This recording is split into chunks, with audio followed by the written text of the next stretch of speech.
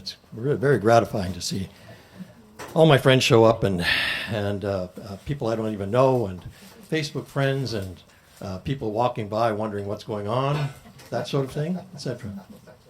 I come to all the readings at this bookshop. That's why I'm here. That's fabulous.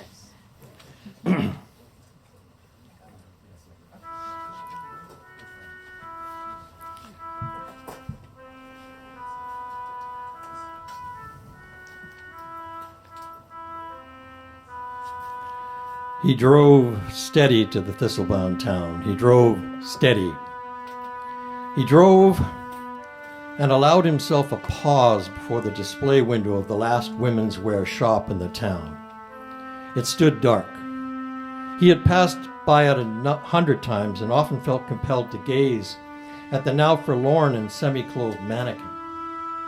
The afternoon sun off the sidewalk gave her face a pale glow. Today, the light even touched her saddened limbs, and he saw that one arm was nearly coming away from the hole. There seemed significance in the assemblage, but he didn't know what it was. Striding away, he knew that this was something he would not likely return to see. He drove because such relative ease it was to drive deserted rocky highway. Blessed vibration from stones through tire rubber, up tie rods and steer column to vertebra, to scapulae along metacarpal to distal phalanx and skull, a balm this truck had always given him. That breed of power plant is efficient and finely comprised piece of pragmatic engineering designed to afford you maximum freedom of movement and employability. It fills a need, integral to human progress, particular to this continent. It'll move a sizable general cargo. It'll run on the most basic gasoline. It has a heater to keep you warm and ventilation enough to let wind swirl from the windows to keep you cool. Ditches and sloughs either side accommodate flights of every duck and migratory bird to launch into infinite fetches, up and out to oblivion, aside his westward lamb. He drove steady because the thought of just picking up and driving out in your personal vehicle for parts little known, no particular schedule, fate dictating every single day, even for a little while it would suit one man or another at some part of his life. But just remember, kid, hang on to the things you see and the people you meet and the times you have. There will be dark days, but then there's always going to be light too. By the looks of what you've done so far, you might always have an interesting life. You're the envy of every decent man. Because there's no reason for a reasonable man to put up with living out here. Sure, crops come in when you plant them, mostly, and the weather might let you bring in a profit 2 years out of 3 normally. But you know yourself, the dust will choke the breath out of you. The winter's long enough to make you forget there's any other season. Any place on earth that requires a man to string a line from his front door to the outhouse so as when you gotta go you don't get lost in a blizzard. Or the pitch black of night where you can't see your feet on the ground. It isn't fit for human habitation. He drove steady, but the truck bottomed on a particular high point of jagged boulder and a sound came up that was out of place. The blackness of a 40-weight fluid pool widened under the front end. Not disposed towards profanity, he struggled now to contain at least a despairing cuff of the forehead or a fruitless throwdown of his hat. Even before grabbing the toolbox or fixing the jack or plotting any kind of plan, he sat upon the running board and let grief convene a 5-minute summit in his heart. Pure regret of an unknown and surprising intensity demotorized him in a way he'd never experienced and had him head in hands, near sobbing in the afternoon sun, alone on a roadway so far gone and unused it felt like he was the last boy on earth. He drove steady to a raging forest fire where occasional moments of relief came when passing the hose companies, who would immediately train their misting nozzles at the machine and the men upon it, As they moved mid-hill, the heat was of a type that at once paradoxically improved air quality, but raised the surface temperature of the metal they depended on to points impossible to touch even with heavy glove protection. He wondered at what stage he would lose his grip on calm and leap running from the fire. At the worst moment, the two crew huddled in the lee of the driver away from the fireside as he furiously drove a carving blade into the earth and downward toward a lakeside that now mercifully could be briefly be seen through the live treetops and ghosting flame. He drove steady, restarting the truck, and pulled a right turn toward where he'd once been set loose to run and play on beaches. The morning air was nearly too chill, so he cranked the window up to just an inch or so to let the new air swirl about. He drove steady and then strode solitary into the dead vehicle assemblage, and right away received a sensation of being the privileged entrant to some kind of multi-era majestic mechanized museum. Mottled cars and trucks of every rusting character were on paint-peeled display. A whole history of the world he scarcely knew was galleried in the vast random alloy amalgam. He observed the phases of decrepitude and the various variations of how surface greenery clambered up and into some vehicles and others not. Wafting scents of earth-melded oil, haphazard features of glass, and everywhere the suggestion of painful mortality was leavened by yawning invitations to be fascinated. Thank you.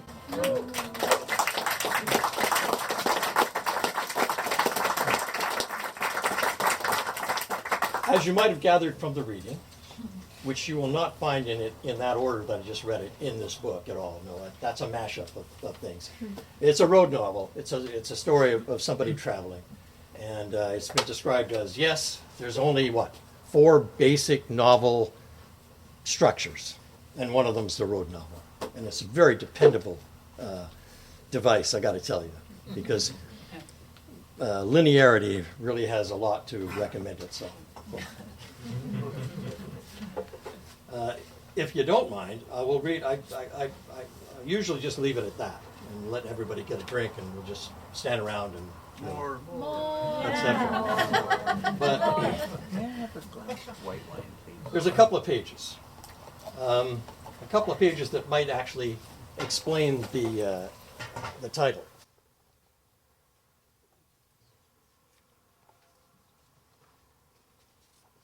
Everyone drink. Cheers. Cheers.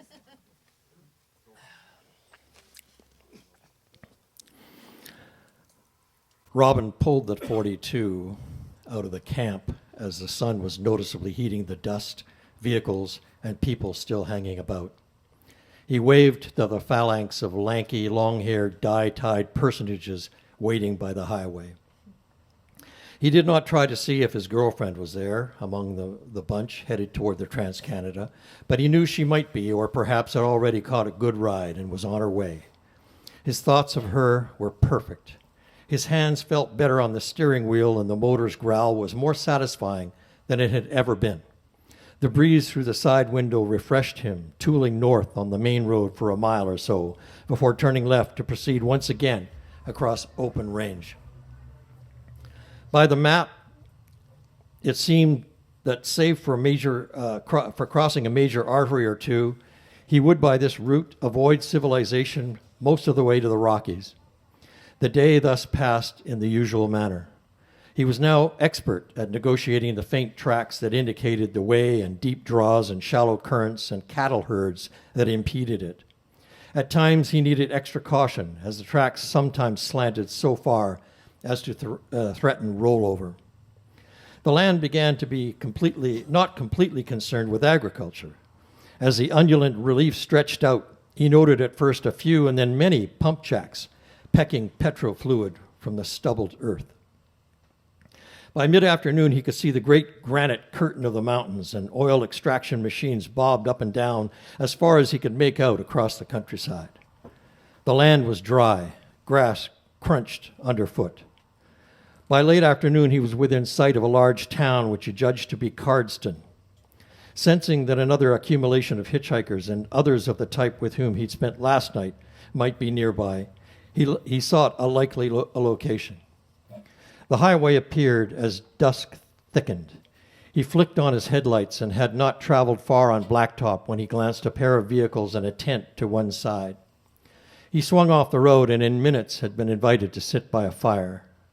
There was no food, so he shared what was left in the cooler that was now not at all cool, so it was just as well that the little crowd womped up the last of it.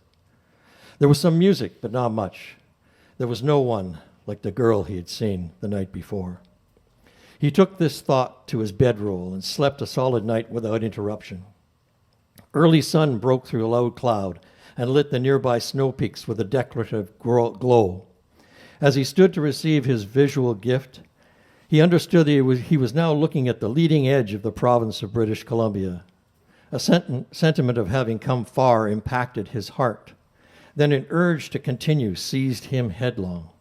But searching the map in the dawn light, he saw now that open range and farmland and viable off-main routes were becoming scarce, if not non-existent. He was approached by a long-braided middle-aged woman bearing a tray of odd crockery. "Good morning, young traveler."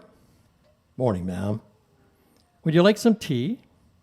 She held forth the tray so that Robin could see that the rough cups and saucers held a streaming ambered liquid. "Okay, I guess. I'm more used to coffee, but I won't be offended if you don't like it." Robin took a cup and carefully sipped. Well, it's not coffee, but it's not bad. My own blend. Perfect for the road. Amaranthine tea." Amaranthine? Tea for the ages. Ageless tea. Everlasting tea. Well, he took a full mouthful and began to find an enjoyment in its fullest. "Take a biscuit." Robin two-fingered a thick, shortbread-looking cookie from the tray. "I sure am grateful for the bite. Ran out of food yesterday." They stood for a time, sipping tea and munching. So there you go.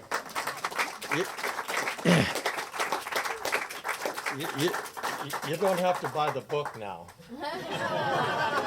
There's a lot more. You mean it's like a movie preview where we already got the best bits? It could be that. I don't know. That sounds like it's a setup for the best bits. Maybe. Hopefully. My good friend Ralph has laid in a huge storehouse of books, and I have a question. Do you take these? Yes, but what does it mean? he would just love it if they all sold off. Has someone got a question? Do you take Yes. The lady who rides camels across the desert. Yes. Did you do this whole trip, or is it an amalgam of past experiences that you've had? I actually wrote a blog on that very, very subject. Actually, yeah. The story. If you didn't pick it up, the story's set in 1967. The year that Canada turned 100, the centenary year, and also the year that floods and floods of people came from the south, avoiding Vietnam, and were hitchhiking the roads of Canada. There were love-ins in Vancouver, and hippie culture was taking over, and it was going to be the best thing that ever happened to the world. It was going to last for 1,000 years, and we were all going to love each other freely and without strings, right? So where did that go? Anyway,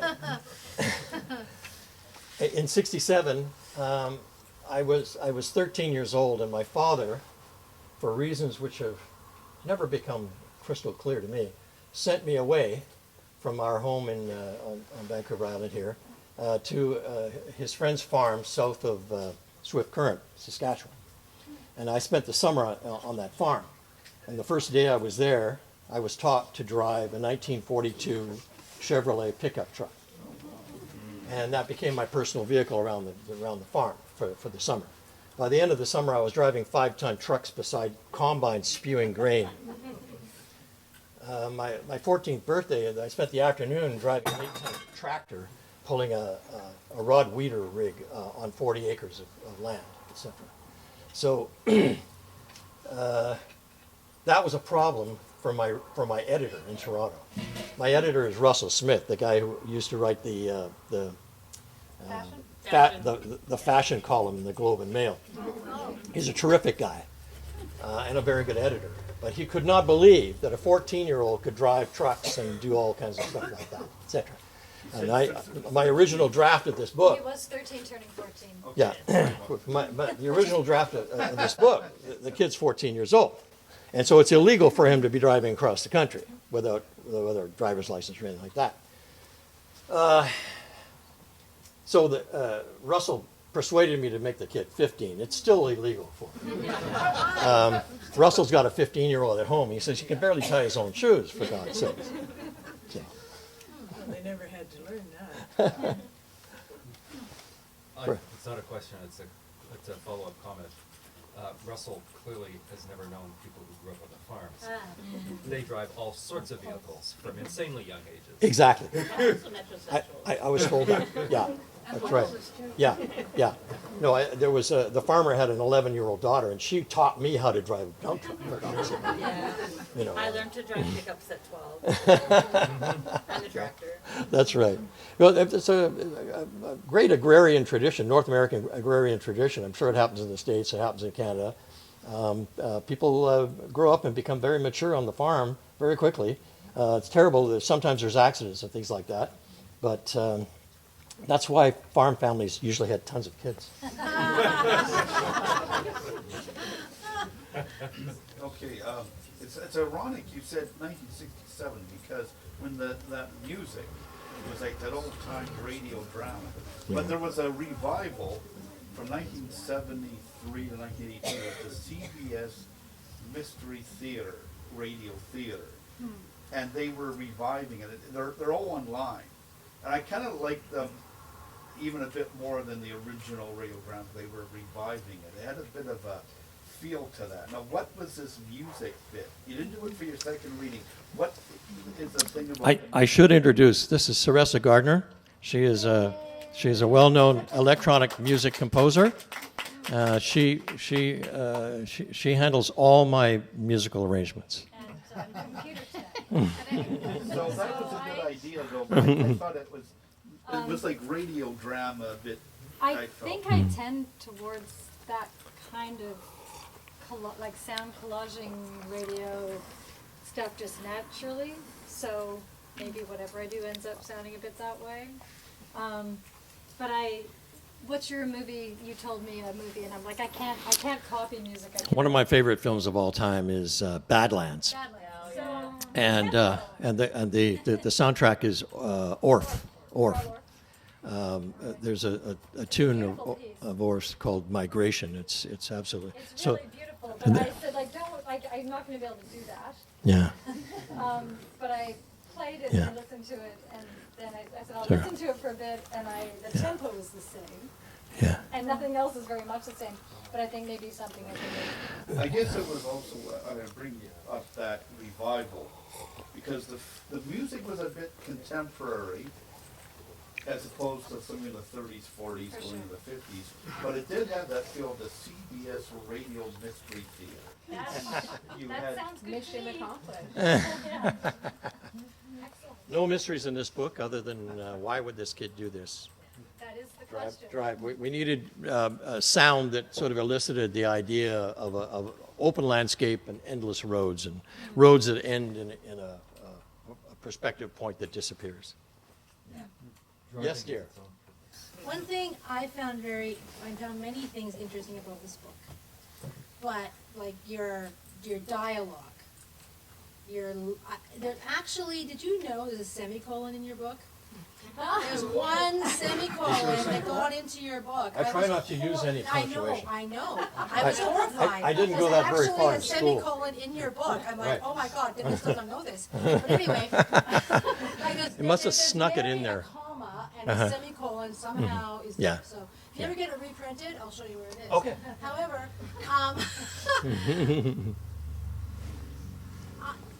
it was really fascinating for me. I mean, I don't want to be all gender and everything, but of course gender exists. And the intricacy of the relationship with the vehicle and with is like it's like, and all talking about all the fixing of the vehicle and all the parts and the intricacies and this relationship. Like as a woman, someone who's gendered female and has, when I was a kid, I was making cakes, right, with my mom, right? And it was really fascinating to me. And it was really interesting because as somebody who also writes about art and is a writer as well and and a feminist, it's kind of like, and you're probably going to like this, the male voice has become exotic. It's kind of like, wow, we haven't heard this for a while. And yeah, it was really interesting. And also, there's okay, besides the love interest and also the cute girls at the beach and stuff in Long Beach, it's all men. It's all men, and that could be construed as being very sexist. But the way you do it, it doesn't feel that way. So, I don't know, like, what is it about this road trip of this young boy, Robin? He's meeting all of these older men who are giving him all this wonderful life advice. How did that come about? A lot of that's a function of the time, 1967. In 1967, your average Second World War veteran was in their mid-40s, maybe even into their early 50s. They were still working and they were still mentoring other people, like young men. I've done a dedication at the beginning of. I don't usually dedicate my books particularly, but there's a dedication of all the men that mentored me over the years. Right, when I was a federal parole officer, I needed lots of mentoring, etc. When I was getting into the writing business, etc., etc. And then I had family who had been in the war and stuff. And I realized that most of the men that I looked up to and that instructed me through those years, in my 20s to my 30s, were veterans of terrible war, terrible war. They'd see things that they couldn't unsee, and to a man, they were dedicated to making the world a better place. It stays with me today. Yeah. So I wrote the book sort of in the spirit of I mean, there is no profanity in this book. There was no violence. I was known for both of those things in my early oeuvre, but I've eschewed all that now. Why? Because I want to make the world a better place. Yeah, I just read Toy Gun. Oh, And there's such a different feel. my condolences. And it was fun. I really enjoyed it, actually. I'm glad you did, yeah. It had, especially as the slice of Vancouver Right, feeling. yeah, And then you've diverged yeah, very much Yeah. into this. I have. And I'm interested into the why of this journey. There's a bridge between Toy Gun, which was my last, well, yeah, the 2005. last of the crime milieu novels. I don't write crime novels. I write literary novels set in a criminal milieu. There's no bookstore section for that. But I wrote a book between Toy Gun and this one, a fiction book, called Anticipated Results. And it's just about men my age trying to cope with life. And having a lot of them having sort of started out in the heydays of the late 60s into the early 70s, when everything was expanding and everybody was getting a great job and all this kind of stuff, etc. And then if you didn't actually jump onto the train, it left the station, and there was a bunch of guys that I knew back in the 90s who had really landed flat on their faces. And so I wrote a book about them, right? Because I find them more fascinating than people who have actually made a success, etc. And did you use their real names? Once in a while. Only because they said I could, but anyway. So, And then in the bridge section there's another one called Destroyed, which Good thing she didn't stumble on that. Yeah, that's a whole nother thing, isn't it? Yeah. Okay. That was me trying to make the world a better place, but It was kind of cryptic.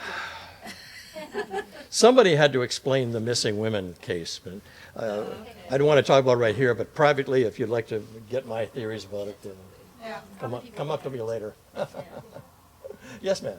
I just was, the reason why your father sent you away became quite clear when you told what you learned. He wanted to make a man of you. That was it. I actually have a character make a speech right here about it, saying, yeah, you know what, your father doesn't really like you. He wants you to go off and fight a war or do something manly, for God's sakes. Don't watch TV or march or Learn how wear to drive tie-dye. the truck. Yes, exactly. That there was an element of that, definitely. Yeah, So the book is a bit autobiographical. as most fiction is. Yeah. Okay. Yeah. Yeah. Heather. So I was briefly working for your publisher when they were launching the Rare Machines imprint. I was just curious how come you decided to go with them. I remember for a while you were like the one straight guy who worked at Arsenal and I have been with Anvil Press. right. I've been with Caitlin Press. I have been with Random House for 3 books. I have been with Pulp Press. So I've been around. Dundurn took this book after I had taken 12 years to write it. It had been shopped around for 5 solid years. My agent hammered away trying to get somebody to publish it. She couldn't do it. She eventually retired and was no longer speaking to me. So, and then suddenly, Russell Smith finally read it and said, "Oh, wow, well, that's interesting." He phoned me up, and we had a talk. Yeah. And he said, "You know, let me edit it and take out all the biblical passages, which really puzzled me, and then we'll publish it." Right? So I said, "Sure, why not?" Yeah. And Dundurn, of course, I'd known about them for a long time. They publish a British author by the name of Lionel Fanthorpe, who I quite admire, who I believe is dead now. I'm not sure, but so they offered, and I did some research. They've become the largest of the small publishers. And the smallest of the larger publishers. They ate up a couple of other presses, Thomas Allen being one of them, etc. So they got quite a lot of cachet. And I was very impressed in Toronto about the launch and the other books and things like that. It was a good experience. Yeah. I mean, working with, I think Russell would really like, I can see the two of you being quite simpatico. Oh, great. Yeah. Oh, yeah, good. Can I ask a second question? Of course. Yeah, so I remember a really long time ago you meant, and I think you sort of touched on this earlier, that the people like you who were born in like the second part of the baby boom. That's right. Yeah, we weren't the first wave. Kind of a different experience. Yeah. I feel like this book is kind of addressing that. This particular one, not so so much, much, but I love your anticipated results, which I'm not sure if there's a copy of it here or not. You'll find it in the used bookstores now. Actually, I believe Pulp probably has a bunch still left. Actually. You might be able to get on Amazon. Oh, hey, there's one right there. Oh, mamma mia. $80. Even I can't afford the damn thing. Yeah. It's a collector's item. Yeah. What a great crowd! Thanks for coming out and hang. I'll be hanging around doing stuff, and so you can come up and talk to me. Marika has to have the last word. Why are publishers so unfaithful to the writers they have published in the past? What's going on? Why do you have to keep shopping multiple publishers when you have been published in the past? I don't know. It's probably personal.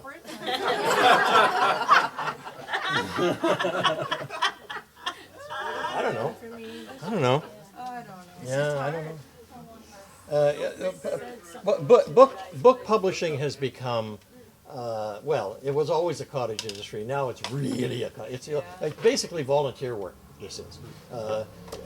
If it sold 1 million copies, it might get back all of its expenses and all that sort of stuff, etc. There's very, very few novel writers in Canada that are making a living at it. That, there's very little. Yeah. I see another question here. What do you want your reader to get from this book? What do I want the reader to get from this book? Nice. That's a good question. Yeah. Sorry. Damn it. Entertainment.